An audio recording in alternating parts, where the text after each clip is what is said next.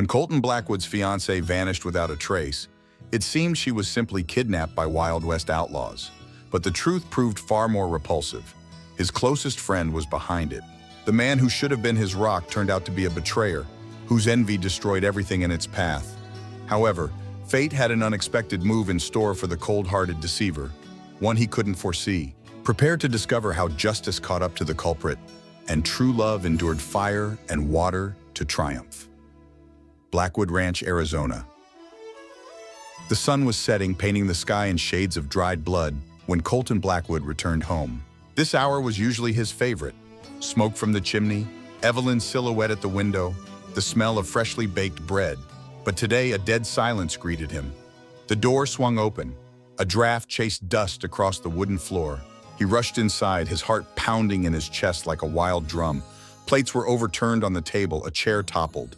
Nothing taken, only disappearance.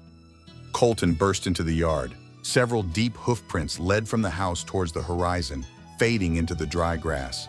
Not just fear, but a searing anger rose within his chest, an anger that could melt stone. Evelyn was everything to him. The light in this harsh land, the promise of a future he never dared to hope for. And now she was simply taken. Who? Why? Questions swirled in his head, but there was only one answer: find her, at any cost. He lunged towards the stable. Sam, his loyal Mustang, sensed his master's mood. Colton swung into the saddle, taking nothing but his trusty revolver and rifle. There was no time for thought, for fear. There was only this all-consuming anger that demanded action. He drove Sam west towards where the tracks vanished, straight into the embrace of the approaching night. Every mile was filled with a burning certainty that he was on the right path. However, the further he rode, the clearer it became. The gang's tracks were too cleverly hidden. This was no simple escape. They twisted, crossed dry creek beds, moved over rocky scree where any print was irrevocably lost. It was like hunting ghosts, but Colton knew ghosts didn't kidnap people. His anger intensified, mixing with growing bewilderment. He was one of the best trackers in these parts, and such complexity spoke volumes. It spoke of a cold, calculating scheme, perhaps even too clever for common outlaws like Sly Malloy's jackals, whom he initially suspected. This realization only spurred him on. He had to get to the truth, however bitter it might be. Colton drove Sam through the desert. Days merged into one endless marathon, but only a burning anticipation saved him from exhaustion. He reached Dry Log, a dusty town lost in the foothills, where, according to rumors, the jackals might be hiding. In the only saloon smelling of stale whiskey and hope, he counted on finding help. Old Jeb, the bartender with a face carved from stone, at first just shook his head, saying no outlaws had been seen there. But when Colton, unable to restrain his despair, described Evelyn, something strange flickered in Jeb's eyes. Not just fear, but deep, almost shocking surprise. A week ago, there was a man here, Jeb croaked, lowering his voice. Described a girl exactly like that. Said he was looking for a bride for his brother. Wanted her to be submissive, decent, and from a decent family. The bartender named him Jedediah Turner, owner of the only inn in a remote, barely noticeable valley. That name hit Colton like a hammer. Jedediah Turner, his old friend, with whom they had endured several harsh winters together, the hatred for Malloy, which had burned inside him, instantly turned into bewilderment and icy dread. It was surprise, bordering on disbelief. Why would Jed lie? Why would he want Evelyn? It didn't make sense. He trusted Jed more than anyone. The thought that this man with his friendly face and cunning squint could be involved in something like this was unbearable.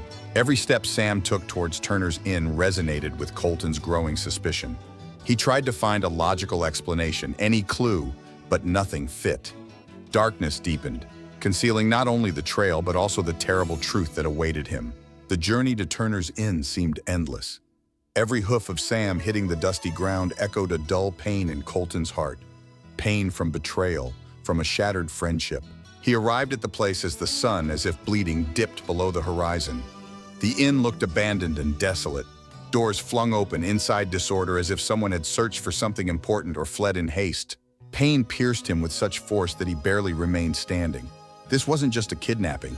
It was a personal, deeply humiliating act, meticulously planned with cruel sophistication. He found Evelyn in the back room, She was tied to a chair, her eyes wide with terror, her face stained with tears. When she saw Colton, relief flickered in her eyes for a moment, but immediately turned into a deep, all-consuming pain. "Colton, he said you were dead," she whispered, her voice barely audible, like the rustle of dying leaves. "Jed, he brought them. He said I had to marry his brother, or they would kill you and burn our ranch." Evelyn's words crashed down on him like an avalanche. His anger at the outlaws faded, dissolving into icy realization. It wasn't Malloy, not the jackals. It was Jed. She looked at Victoria, feeling a fire ignite within her. Not just resentment, but a fierce determination to fight to the very end. She would not surrender her legacy without a battle. He used Malloy's gang as a front not only to abduct Evelyn, but also to eliminate Colton, seizing everything he owned.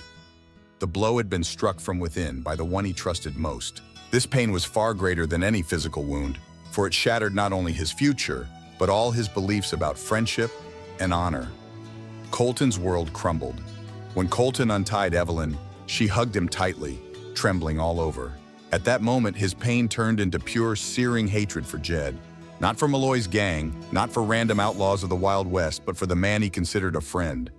Now Colton knew exactly where he had to go.